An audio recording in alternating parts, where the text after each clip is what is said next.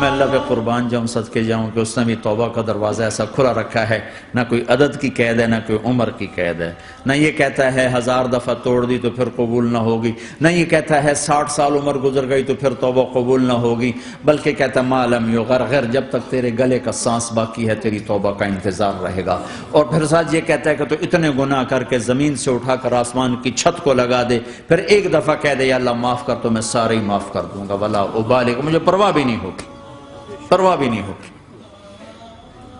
میرا ایک شاگرد ہے کراچی میں، اس کے مسجد کے ساتھ ایک عورت تھی، وہ لڑکیاں سپلائی کرتی تھی، کس قدر بدترین کام۔ اس نے، میرے شاگرد نے اس عورت کے بیٹے سے دوستی لگائی اور اس کو میرے بیان کی کیسٹ دے دی۔ اس نے کہا یہ سن لینا۔ اس نے گھر میں جا کے لگا لی، اس کی ماں کام کرتے ہوئے چلتے پھرتے سن رہی، کانوں میں آواز پڑ رہی۔ تھوڑی دیر کے بعد وہ آ گئی، کہنے لگی مجھے بھی سنا، تو اس نے سنی، پھر کہنے لگی دوبارہ سنا، پھر دوبارہ سنی، پھر کہنے لگی ایک دفعہ اور سنا، پھر ایک دفعہ اور سنی۔ کہنے لگے یہ کون ہے؟ کہ پتہ نہیں کون ہے۔ کہ کس نے دی؟ کہ یہ مولوی صاحب جو مسجد کا اس نے دی۔ تو اس نے بیٹے کو لیا اور مسجد کے دروازے پر آ کے، لوگ تراویح پڑھ کے نکل رہے تھے، انہوں نے کہا میں یہاں کے امام سے ملنا چاہتی ہوں۔ تو آ گیا، امجد نام ہے اس کا۔ کہا مولوی صاحب یہ کیسٹ آپ نے دی ہے؟ کہا جی۔ یہ کون ہے؟ کہ میرا استاد ہے۔ کیا نام ہے؟ طارق جمیل۔ کہا اس نے کہا ہے کہ جتنے بھی گناہ کرو توبہ کرو تو قبول ہو جاتی ہے، تو میری توبہ قبول ہو سکتی ہے؟ تمہیں تو پتہ میں کیا کرتی ہوں۔ کہا ہاں بی بی توبہ تو سب کی قبول ہے۔ کہا اچھا پھر میں تمہیں گواہ بناتی ہوں، میری توبہ، میری توبہ۔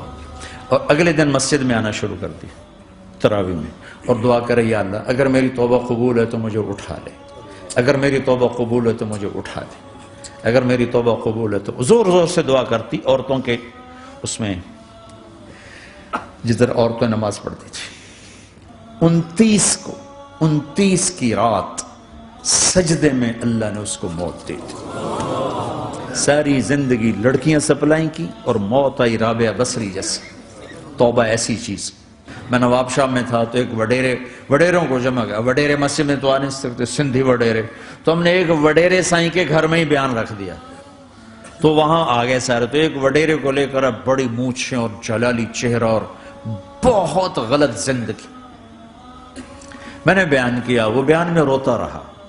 جب میں نے کہا ہاں بھائی توبہ، میں ہر بیان میں یہ کرتا ہوں کوشش، شاید کوئی ایک آدمی میرے ذریعے سے توبہ کر جائے تو میری بخشش کا سامان بن جائے، تو اس نے زور سے کہا اللہ سائیں توبہ، اللہ سائیں توبہ، اللہ سائیں توبہ۔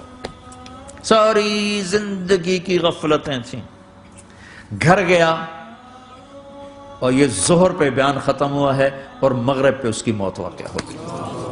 ساری زندگی گناہوں میں گزار کے وہ گیا جنت میں، کہ توبہ تہدم ما کان قبلہا، کہ توبہ ہر گناہ دھو دیتی۔